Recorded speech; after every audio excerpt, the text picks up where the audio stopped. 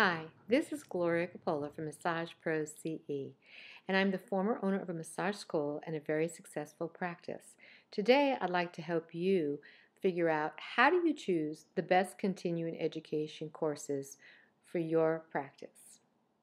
Well, first, I'd like you to ask yourself, what type of clients do you attract? What do you like to learn? Where do you see yourself in the future?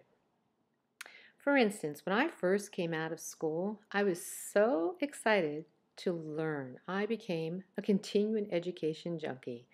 I just wanted to jump in and learn as much as I could about the body and everything out there that was going to help it. One of my first classes was myofascial release with John Barnes. And I was just blown away with that training and absolutely loved it. And 25 years later, still love fascial release work, even though I have studied many, many modalities. I attracted clientele that were coming to chiropractors.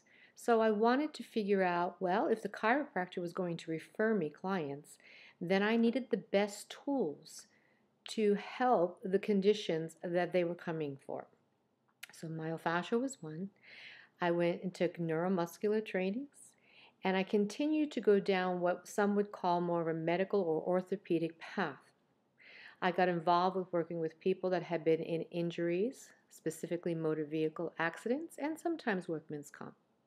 And I had a very thriving practice based on working with people that were in pain, and mostly chronic pain. After several years, I decided I wanted to pursue cranial sacral therapy.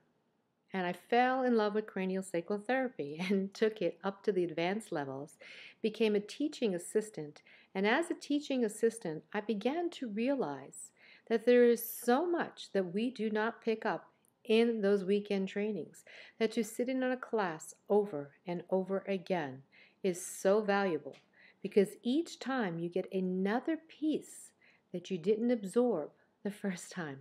You learn from different instructors who have different approaches. And that was very helpful for me. I loved it so much that I began to host their classes at my massage school. Along the way, I also wanted to find out about energy work. What was all this stuff about energy work? So cranial sacral kind of led me into that. I studied reiki, chakras, acupressure, and the list goes on. I was also fascinated with Asian modalities. Yeah, I told you I was a massage junkie. But the thing is, my clients loved every time I came back from a workshop because I gave to them something new and different that they could feel deep within their body in a different way and sense. And they'd always say to me, Gloria, what'd you learn this time? Are you going to try it on me? And I did. And I often gave them an extra 15 minutes free just so they can sample what new technique I was taking. Thai massage was another fabulous training I did, and to this day, I include a lot of the compressions and stretches. However, I don't do it on the floor. I do Thai on the table. That's my preference. That's what my body can handle. So when you're looking for classes, you have to ask yourself those questions. What do you like to learn? What do your clients need?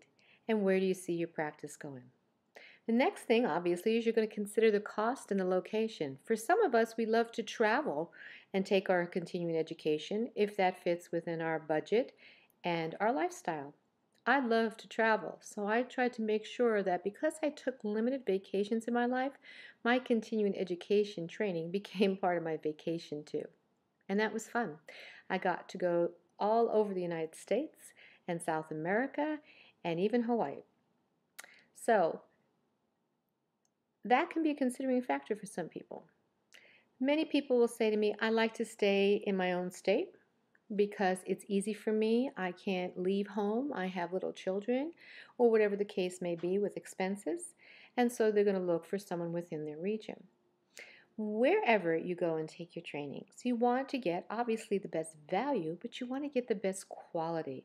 So ask students, and other colleagues, where did you go? Who did you like? What instructor inspired you? The one thing that really upsets me is when I hear a student in a training say to me, I took this class, I spent $600, $700, $800 for it, plus my expenses to travel for hotel and meals. And the instructor was awful. And all they did was talk about their life, or they retired, or they didn't spend enough time with me. And that's really sad. Now, some trainings could be very intimate small groups with 10, 15, or 20 people, and some trainings have 40, 50, 60, 70, 80 people and more. Yes, they do. So, do you like to work in intimate environments? Are you okay with large classes? Do you learn easily on your own, or do you need more one-on-one instruction with your teacher? All things to consider. Obviously, continuing education providers should be approved through the National Board as a CE provider if you need your CEs. Some states don't require CEs, and maybe you're not nationally certified, and so that's not an issue. However, I do suggest that you continue education. For those of you that think that you came out of school and that was enough, I have to tell you, there is a lot more out there, so much more that in this little video clip I can't even begin to tell you. So, think about what you want to learn. What do your clients need? What type of people are you attracting? Where do you see yourself in the future? Because many years down the road now, I studied lomilomi for the last 12 years. Not only is it a beautiful modality, but it's a very spiritually oriented modality. And so my practice has shifted. And the beautiful thing about it is every tool I have learned in my lifetime comes into that work. It's not just one thing. It's just not a forearm stroke like some people think. It's very profound work. We do deep healing work. We do stretches. We do range of motion. We treat different conditions. So again, your path is going to take you down different roads. But find an inspirational instructor. Find somebody that is really going to be able to mentor you, and that if you have a question after the training, they are still there.